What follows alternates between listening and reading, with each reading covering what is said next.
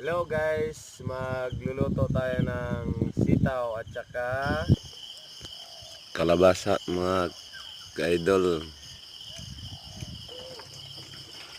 Mag-aadobo tayo mga ka-idol. Ayan na.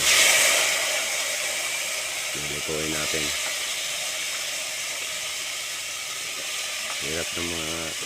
Hirap talaga buhay mga idol.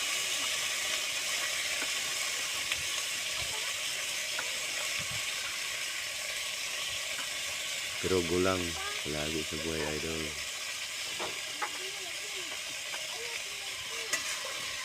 Laban lang. Dahil magluluto kasi si single dad. Ulam namin mag-ama idol. Thank you.